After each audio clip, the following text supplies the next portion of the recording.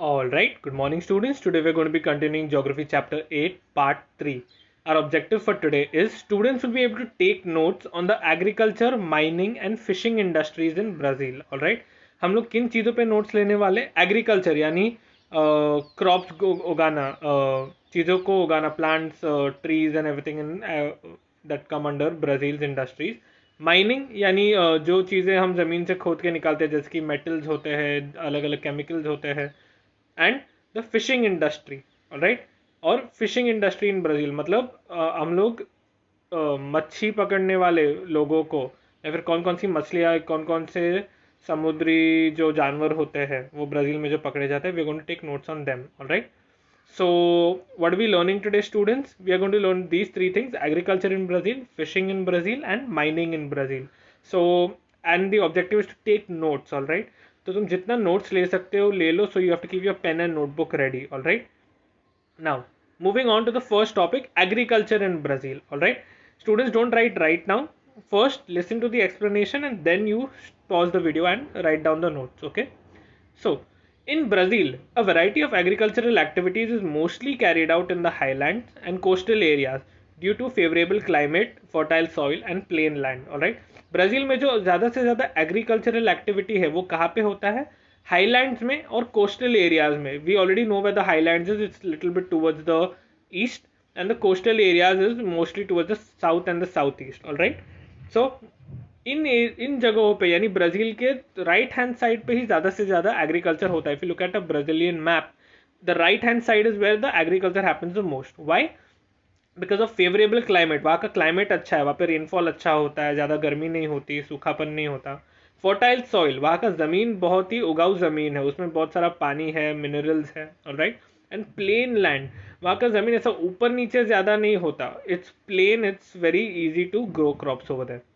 Second point, rice and maize are the main cereals grown in Brazil. Maize यानी corn, जो हम नीचे जो नीचे पिक्चर दिखाया गया, दैट इज कॉल्ड मेज. Alright, so rice and maize are the main cereals grown in Brazil. Alright, commercial crops like coffee, rubber, soybean, cocoa and sugarcane are cultivated on a large scale. 5 crops यहाँ पे दिए गए: coffee, rubber, soybean, cocoa and sugarcane. 5 crops. commercial का मतलब क्या है? जिन crops को लोग दूसरों को बेच सकते हैं. कमर्शियल यानी बिजनेस क्रॉप्स, और जो जिन क्रॉप्स को दूसरों को बेचा जा सकता है. Alright, so what are the 5 crops in Brazil that are commercial, यानी जिनकी वजह से ब्राज़ील को पैसा मिलता है? Coffee, rubber, soybean, cocoa and sugar cane. And क्योंकि ब्राज़ील को इनसे बिजनेस मिलता है, पैसा मिलता है, it is cultivated on a large scale. बहुत बड़े स्तर पे उनको उगाया जाता है. Fourth point, Brazil is the world's largest coffee and soybean exporter. Alright, ऊपर कॉफी का पिक्चर दिखाया गया. कॉफी का प्लांट कैसा होता है वैसा दिखता है, और जब उसके सीड्स को निकालते हैं और उसको सुखाते हैं, that makes coffee. Alright, so Brazil is the largest, world's largest coffee and soybean exporter. Alright, दुनिया का सबसे बड़ा कॉफी प्रोड्यूस करने वाला और बेचने वाला ब्राज़ील ही है. Alright, Minas Gerais and Sao Paulo are major producers of coffee. Brazil में 2 स्टेट्स है जो कॉफ़ी का ज़्यादा प्रोडक्शन करते हैं: Minas Gerais and Sao Paulo. Alright, fifth point, fruits like bananas, pineapples, oranges are also produced. This is simple to understand. बहुत सारे fruits भी होते हैं ब्राज़ील में. And finally, animals are reared in the southern grasslands for meat and dairy products. Alright, animals जैसे कि goats होते हैं, शीप होते हैं, काउस, बफेलोज, ये सब चीज़ें होती है. ये इन लोग से हमें क्या मिलता है? दूध मिलता है और मीट मिलता है. नॉन वेजिटेरियन लोग उनकी मीट खाते हैं. Alright, so those animals who are taken care of and fed over there are fed in the southern grassland for meat and dairy products. Dairy का मतलब दूध, दूध के रिलेटेड कोई भी प्रोडक्ट्स हो. Alright, so this is all about the agriculture in Brazil. Now let's talk about fishing. All right, Brazil has a long coast around 7,400 kilometers, all right, or 7,400 kilometers, with a good ground for fishing off the South Atlantic coast. The Atlantic Ocean is on the coast of Brazil. Coast of Brazil है, Brazil का coast है, यानी उसका पानी के side वाला है, और उस ओशन का नाम क्या है? Atlantic ocean. Alright, so Brazil has a long coast. उसका जो कोस्ट लाइन है, जो समुद्र के पास वाला एरिया है, वो बहुत लंबा है, 7,400 kilometre. And its grounds are very good for fishing off the South Atlantic coast. All right, south की तरफ का जो समुद्र वाला एरिया है, अटलांटिक ओशन वाला एरिया है, that is good for fishing, right. This is because of the warm Brazilian ocean current and the cold Falkland current ocean current meet here, creating a favourable environment for marine life. ये जगह fishing के लिए इतना अच्छा क्यों है, alright, इसके बारे में ऐसा क्या अच्छा बात है. This is because on the South Atlantic coast, south की तरफ वो जो कोस्टल एरिया है, the warm Brazilian ocean current, Brazil का टेम्परेचर क्लाइमेट कैसा है, ज़्यादा से ज़्यादा वार्म रहता है, alright. And the cold Falkland current, Falkland एक दूसरा ओशन करंट है. करंट का मतलब क्या है, इलेक्ट्रिसिटी नहीं, मतलब where the direction in which the ocean flows, alright. हर ocean is flowing in a particular direction. So Brazil का जो करंट है वो वार्म है, फॉकलैंड का जो करंट है वो कोल्ड है, और वो south Atlantic ocean, south Atlantic coast के वहाँ पे मिलते हैं. जिसकी वजह से क्या होता है, वो पानी का टेम्परेचर जो होता है, it is good enough for the fish or any kind of marine life to survive. Marine life, any kind of fish, any kind of marine life, plants के लिए वो जगह फिर favorable हो जाता है. That environment is favorable for them to live.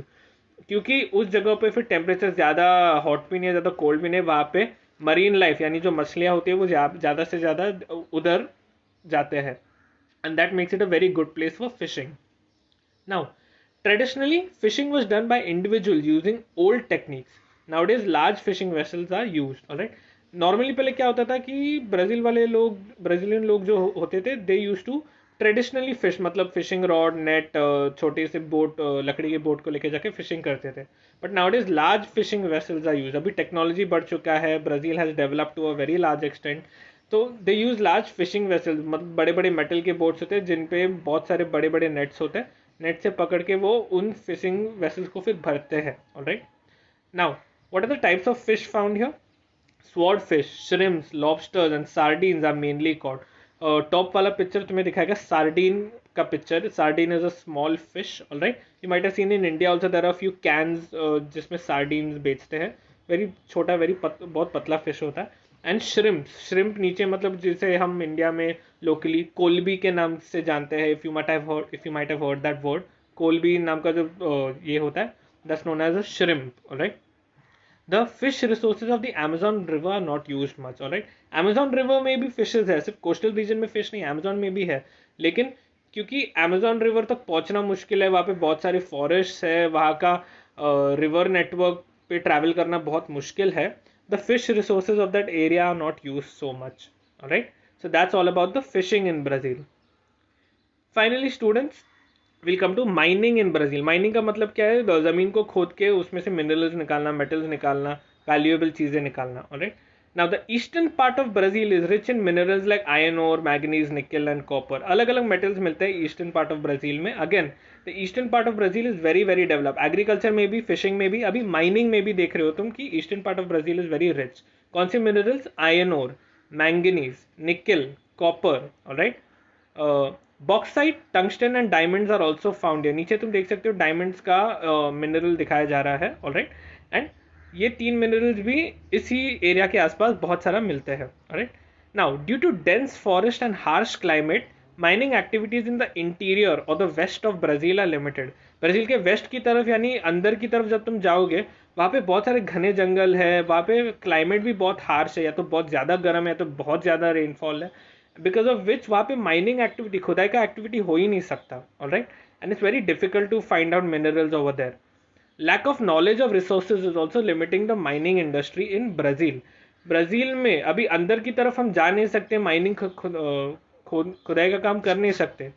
So because of that what's happening is, हमें अंदर के कुछ नॉलेज ही नहीं कि वहाँ पे मिनरल्स है नहीं है, और वहाँ पे मिनरल्स होंगे तो हम उसका यूज नहीं कर रहे. So what is happening is, ये लैक ऑफ नॉलेज जो है, ये नॉलेज की जो कमी है कि अंदर हम खुदाई कैसे करें, क्या करें, और वहाँ के मिनरल्स को कैसे यूज करें, is limiting the mining industry in Brazil. Brazil के माइनिंग इंडस्ट्री को वो कम कर रहा है, राइट.